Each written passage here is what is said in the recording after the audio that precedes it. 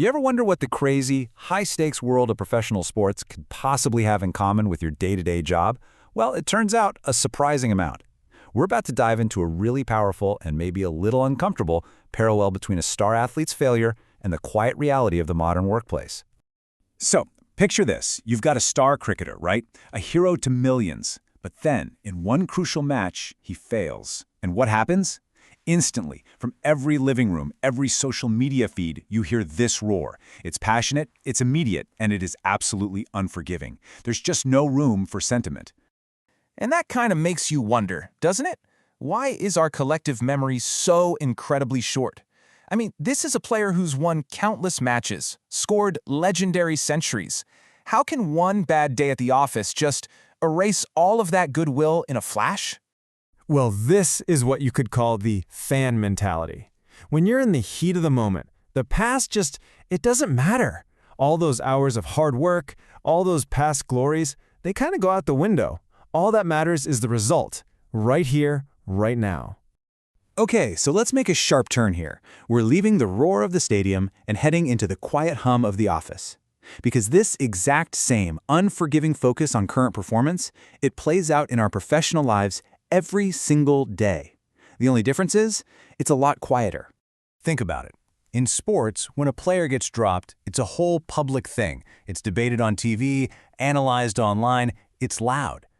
But in our careers, when someone gets sidelined or worse, let go, there's no crowd. There's no big debate.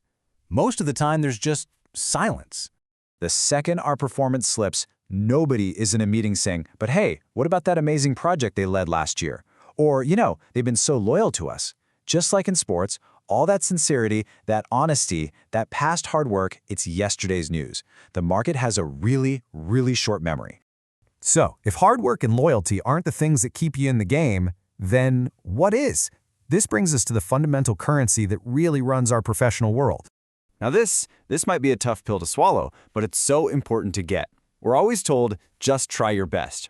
But the world, the market, your company, they don't actually pay you for your effort.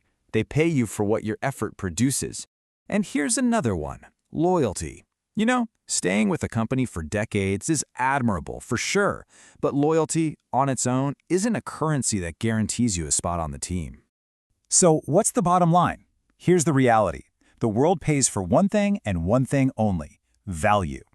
The only question that truly matters is, are you creating tangible, relevant, and needed value for your organization today? So what do we even mean by value? It's not some vague, fuzzy concept. It's your present ability to solve problems and get results. So what does that look like? Well, it could be a software developer who takes the initiative to learn a new coding language to solve a critical project bottleneck. Or maybe it's a marketer who masters a new analytics tool to deliver way deeper insights into what customers are doing. It could even be a manager who figures out a new workflow that saves their team 5 hours every single week. It's the real, tangible contribution you're making right now. Now, I know this might all sound a bit harsh, but honestly, it's incredibly empowering. Because once you get this, you can completely change how you approach your work. You can stop seeing your job as just a job and start seeing every single day as your own personal selection match, a chance to prove and improve your value. And here's a simple way to keep score in your daily match. Just think of your skills as the runs you're putting on the board. Your discipline, that's your fitness level. It's what keeps you sharp and ready to play. And your attitude, that's your consistency. That's what allows you to show up and perform day in and day out. And you know what the best part is? This isn't about trying to be the best in the entire world or competing with every single person around you. No, the real competition is with the person you were yesterday. The goal is simple, but it's so powerful. Just be a little bit better today than you were before. So, this brings us to the ultimate takeaway from all of this. It's not about being in good form for a little while or having one great quarter. It's about something way deeper and more important, growth. And that growth is built on tiny, consistent actions. It's a really simple loop. Learn one new thing, build one new positive habit, make one small improvement, and then you just repeat that every single day. That's how you make sure your value is always going up. So, let's look at the final score. In cricket, a temporary dip in form gets you dropped from the team. But in life, in your career, it's a lack of growth that gets you replaced. If you're not growing, you are, by definition, becoming less relevant. Let's just end with this thought. Your past accomplishments, they're history. Your resume is just a record of the person you were.